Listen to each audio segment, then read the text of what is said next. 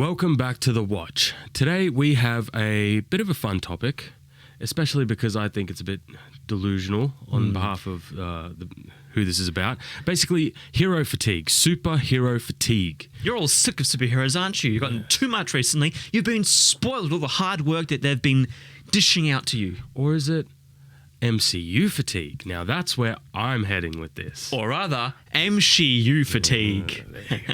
So Kevin Feige did an interview recently. Does he do many interviews? I don't think he does anything really. Yeah, he did. It was like a voice one as well. The man's just so busy, but what are you doing? Because you're not doing a very good job with your movies and TV show. I don't know what his time is spent. He did an interview recently, and he was basically saying that there's no such thing as like superhero fatigue, and they've been saying that since like the 1920s. Now, it's obviously he's equating like comic book characters to actual movie stuff, which is not the same thing at all. So we have a little bit of a article to go through here. So Kevin starts by saying, each of our sagas are broken into phases, and we now find ourselves on the precipice. This is so confusing. He basically sorry to interrupt. Okay. This is so confusing. He's basically like, we're in phase 2 of the multiverse saga, which was supposed to start in phase 4, but we're actually in phase 5 now. But we're in phase 2 of the multiverse saga. This is the writings of a madman. It's super like... So we find ourselves on the precipice of phase 2 of the multiverse saga, which is different from the movie phases that we've Phase 4 seen. and phase 5, yeah, Okay. it's different. And there are two ways to do it. One, we look at the overreaching narrative, or always using the comics and the 80 plus years of Marvel comic history as our guide to what general long-term story we want to do. But really it comes down to each individual film or series and what type of genre we want to do.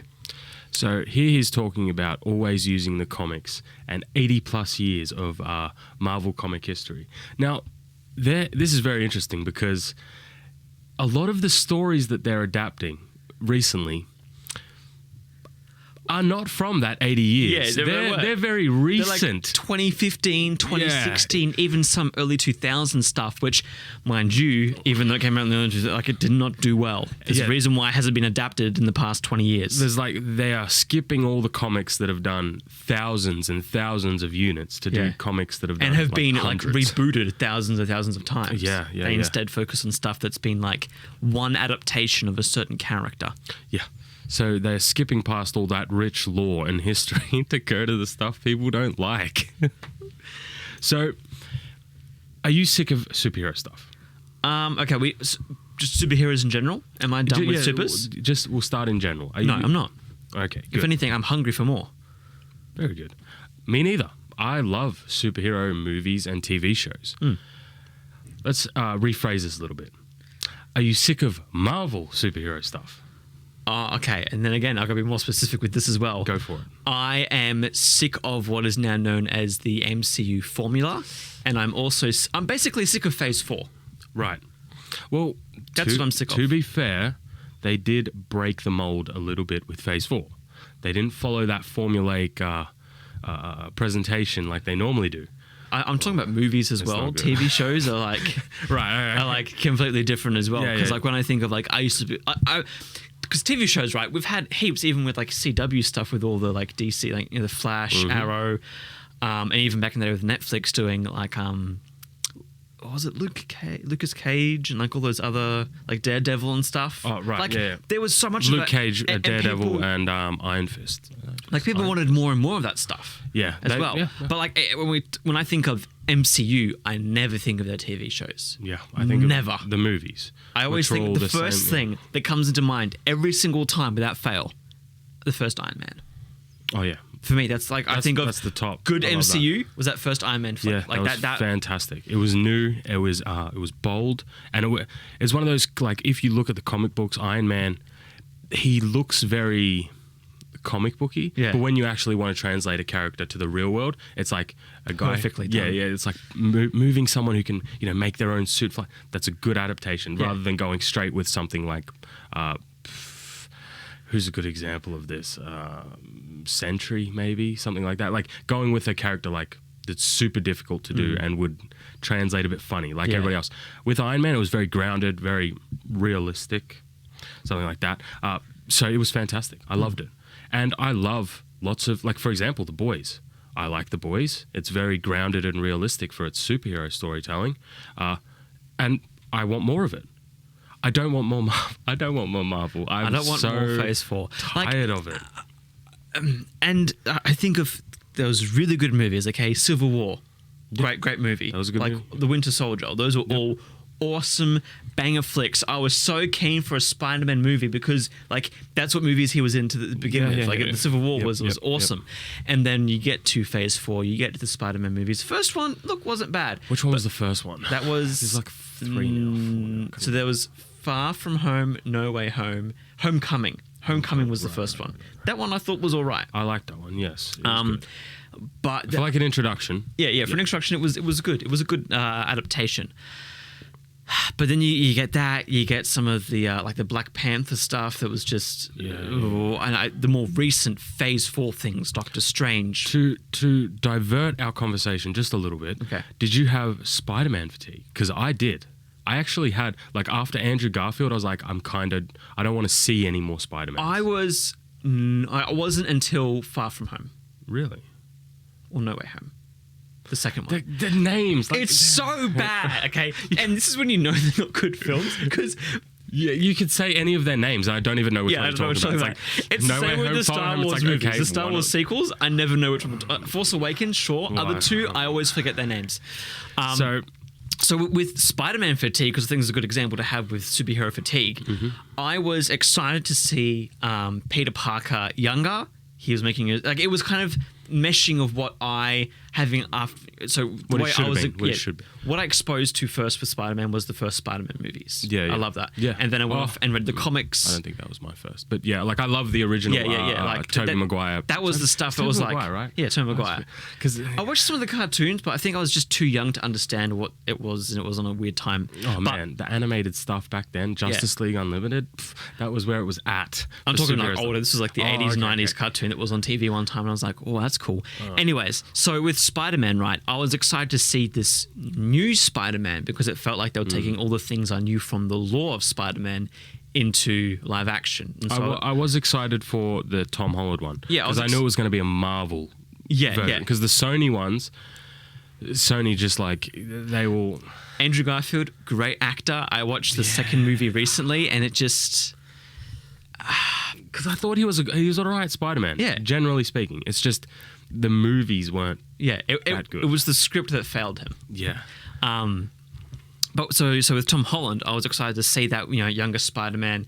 The like hot Aunt May thing, I was a bit like, it's one of those things where it's like, no, but like I'm also a dude, so it's like, cool. I was like, no, but okay, we'll see where this goes. And it kind of worked for the Marvel Spider-Man, but at the same time, as we go on with this Spider-Man story, I'm sick of it now. I only think it worked because of the like Tony Stark and Happy aspect. Yeah, it was funny. Yeah, because Tony was always giving him shit for it, and then Happy actually started Teddy. Like that's funny. Yeah. I like that. It was good. Like that part of the story was all right, as much as it wasn't much like canon at all. Yeah, it's not like canon at all. Yeah. What I'm thinking but we've had canon like so many times. Yeah, like, okay. This one time we're okay with it. We're spicing it up. But what I was sick of, and what I get sick of in superhero movies in general, is that when each movie is basically the last movie, just a bit different. Yeah. So the Spider-Man movies, the Marvel ones I'm sick of because every single one, it's like, find responsibility, get better, be a bit like, do better, Peter. Gosh, Peter, you're selfish. What are you doing? Yeah. Great power becomes great responsibility. Like that's meant to be the like first act of his story, and then the rest is like dealing with things that are greater than yourself and having discussions about different stuff. Where the movies, I felt like every single time he was on the same thing, and now they basically rebooted him to be where Tobey Maguire was at the end of the first film, but it took them 3 films to get there. Yeah. And I think they realized that, and so look. I'll probably like the new Spider, maybe. I don't actually know with the way it is. Spider, maybe. The Spider, maybe, depending where this goes.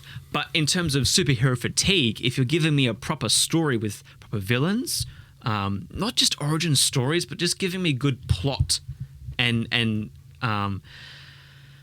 there's the other thing that frustrates me. I'm going to ramble just all the things that frustrate me with Marvel stuff. Right, so but it is the biggest, every single plot in Marvel now is world-ending, universe-ending threat. There is some fair criticism where it's like, well, when we get a plot that's so mundane, you do complain and go, oh, this isn't really a threat. This isn't No, that. I don't. I'm not saying you. I watch K-dramas, and I tell you what, I've been watching one recently. Threats. Threat.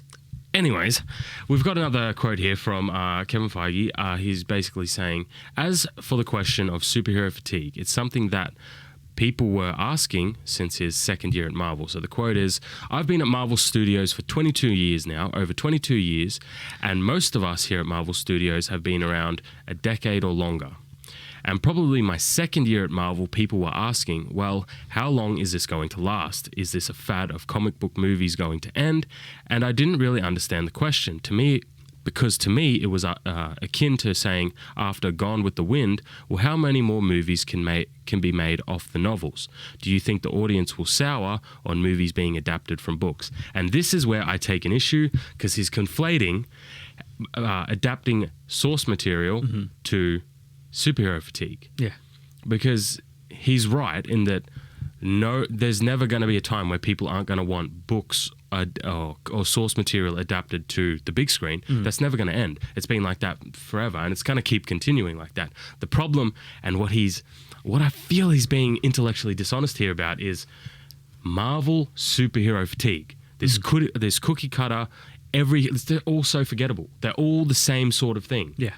They're all got the same formula. And that's why this annoys me. Because it's like he's willfully going, well, I mean, everybody loves superheroes. I don't know what you're talking about with this. Nobody's going to stop watching them. We've already started to see the decline. The cracks have formed with Phase 4. So either next phase, Phase 5, Phase 2 of the multiverse saga, or however they're doing it, is going to right the ship, which I doubt, or people are just going to stop watching. I don't think so yet. I think we're at that point. Because think about it, how much hype and how big was every movie leading up to Endgame? It was pretty big. Like even Captain Marvel. Like everyone watched that just because everybody can agree, and I think even Brie Larson herself would agree. The only reason why that film did so good was because it was right before Endgame. It was like the filler. Yeah, we're not seeing that anymore. We're not seeing random movies that are coming out. Like what came out this year? Last year, sorry. Was Wakanda came out? Yeah, Wakanda came out. Multiverse of Madness came out, which I didn't watch because I'm so tired of Marvel. I didn't watch that one. From what I've heard, it was very mixed. Some people loved it, some people hated it. Like, we're not getting these billion-dollar films every single time anymore. So I think people after Endgame, people started to check out. Yeah. Because there's something to be said once you conclude a story, the story's over, and you want to move on. Because Captain was gone, Iron Man was gone, and Iron Man 1 was one of my... if I really sat down and thought about, maybe Iron Man 1 is my favorite Marvel movie, period. I think so too. Like if I have to go through them all and think about it, but... And the reason being, for me at least, because it was so good. It promised something. It promised Endgame without having that be its crutch. I think what lured me in for Iron Man 1 was how realistic, relatively speaking, it was. Yeah. Because at the time, 2008, so it was before Man of Steel, it was before like the DC, it was before the DC started doing more like grounded superhero stuff. Yeah. So Marvel was like kind of the first one who said, let's do like a realistic, what could actually happen. Now I know there's people going to say like there was the Hulk movies and stuff like that, but they were not. So Iron Man was so, I remember sitting in the theater and being like, this is wicked. Yeah. I want to watch this again. You know, like, so it just doesn't have that magic anymore. Again, it's because the story itself was separate from everything else. Like it was, you had the arc of Tony being, billionaire playboy, and then realizing he's done something bad. Yeah, realizing that, having character development. Yep. You have good action. You've got the romance. You've got characters which you love to hate, and then you love to love. They don't make, these days we're getting characters where like, man, I just can't stand that character on the screen. They're just so annoying. But you're meant to like them because that's what the movie is telling you to do. And I feel like what the biggest draw was that it felt like, can we do this? Like, is this real? Can we really? Is Iron Man real? Can we make a real Iron Man? Yeah. When you see him land in the middle of like Afghanistan or whatever stuff, take it out to like, you sit there and you go, oh, can we do this? Like, do we have the technology to do this now? Like, that was what you thought then. It was something that you hadn't had up until that point. Like when you would watch like Christopher Reeve's Superman or the what is his name? Routh Superman's, the 2005 ones. You don't sit there and go, oh, this is super realistic, That was something that Marvel was sort of new at, and I liked it. And then you had things like the Man of Steel came along in 2008 with a more realistic take on Superman. And back then it was fun and interesting. And it wasn't cookie cutter, because every single Marvel movie was different. Like, you had Iron Man, completely new, completely its own thing. Then you had Captain America, which was a different time period, different story, and you went from a guy who was like a jerk and dick to people and trying to be good to like, this is just a character who's good throughout. Yeah. And then he learns to grow to be more confident in himself and do the right thing. Like, it was, where have we seen that in any Marvel? And then we had Thor. Now, Thor, I don't really like the first one, just because it was a bit. I think for the time they did well. Looking back at what we got later. Nah, I wasn't, because I like the character Thor from the comic books.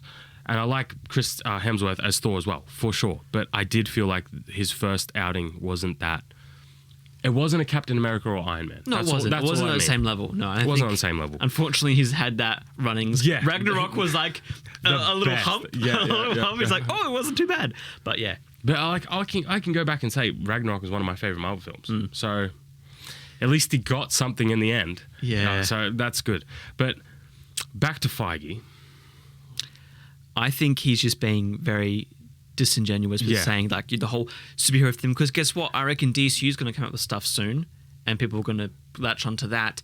We've got the boy. Okay, just people are going to be excited to like the fact that people are excited shows that people aren't sick of the hero stuff. So I'm not saying it's going to be good or bad, or the reception is going to be good or bad, but I'm saying people are still invested in heroes. I think people will always have fascination and love superheroes. I think we always will. We grew up reading comic books and playing games and watching animated shows and movies and stuff. People are always going to love superheroes. People are sick of Marvel superheroes, because DC stuff is trash. Let's be clear on that. The movies. Movies. Everything else is pretty damn good. Some of the comics. And the CW stuff. Okay, we can. Except for this. But that's what happens when you're so widespread. Yeah. Okay, so let's try that thought process again. Okay. People are sick of Marvel's constant output of just sludge. DC barely puts anything out, and when they do, it's usually terrible. And the moves that they've made in terms lately with the actors is not signaling a bright future. It's just not. Then we have other things like what else is there? Things like The Boys, which I personally like. There's also Invincible, the animated stuff, which I like. What else is there? I'm trying to think of like superhero stuff. I mean, there's always like small adaptations. I also, for some reason, because we're talking about superheroes, I always think of The Incredibles and how good the first one was. The Incredibles are good. The first one was good. They're very good. The second one just had too much modernness in it that ruined it for me. And this is the same thing that's happening with Marvel, I think, when he's complaining, oh, fatigue, why are you talking about fatigue? I think it's more the fact that people are fatigued with what these stories, what media is now. Yeah. Like, you can still watch The Incredibles and it's still relatable to this day and it's still great. But the second one, and same with just Marvel stuff in general, in the modern day in Phase 4, there's politics in it, there's characters that are, changed up or bait and switched and whatever else that just makes it. And the formula is like, the more I think about it when you're talking about, with the original Marvel stuff, is that they had a formula of, typical story arc, but they always switched it up somehow. Yeah. Whether it was you're a god from wherever, you're some guy from Brooklyn, you're a rich billionaire. Like, there was so much backstory. And now they're introducing all these characters that have none of those things. And they're not interesting anymore. Yeah. And the stories aren't interesting. Yeah. And even the stories that you think can be good, like take, what was it, Guardians? Was it Guardians? No, it was Thor. Yeah. Sorry, not Guardians. Thor. Love and Thunder. Love and Thunder. Yeah. Like, you thought, a lot of people thought, like, this is going to be a good one. This is going to be good. I mean, there was some problems with canon right off the bat, but, like, people were like, hopefully this is another Ragnarok. Yeah. And it was not. No. And I think we've been on this trend since Endgame. Like, people are thinking, oh, this is going to be this is going to be this is going to be good. And every time people are going, oh, this was... Meh. This is mid. Yeah. And people have gotten to the point where they're just fatigued of the mid. Yeah. They're fatigued of all the mid shows and movies. Because I don't think a single good Marvel movie or TV show has come out. Are you even looking forward to any? Like, No, is there there's nothing in my head that makes me excited for anything. The only one I can think about is, like, maybe Guardians. And even that, like, Guardians are like such B tier character. I know a lot of people are going to be angry if I say that. Like don't get me wrong. I like Guardians. They're cool. But, like, let's be clear here in terms of, like, the comic book hierarchy of Marvel. Guardians are not top tier. They're usually, like, down a few. So if you're, like, the thing you're looking forward to the most is Guardians of the Galaxy over something like, I don't know, a Spider-Man or a Secret Wars, like the next basically Endgame, like multi over cinema, like whatever over thingy. like a Hulk or this or that. Like, then there's something's not happening. Something's not right here. It's the same with Ant-Man and with Guardians. I reckon these are going to be the last ones for that, like, for those franchises. And I'm not even that interested in Ant-Man. Like Ant-Man, this is going to be the fun one for them, I think. And the same with Guardians. They're going to kill off characters. Spoiler alert, it's going to happen to all your favorite beloved characters in Marvel now. Yeah. They're just going to kill people off, and then it's going to be like, all right, that was it. Good job, everyone. And then going to replace it with... Instead of using that 80 years of lore, they're just going to use the last 10 years of... last two. Last 2 years of... Last two of woke propaganda. There, I said it. He said there, it. I said it. He said it. I was holding back, but I said it. Spicy today. Spicy. But, yeah, this has been Kevin Feige's... Absolute bull. We're not sick of superheroes. We're sick of your superheroes. Disingenuous. All you do is make them female, have no drive, and then be racist. Legit, though. We've seen it. There's proof.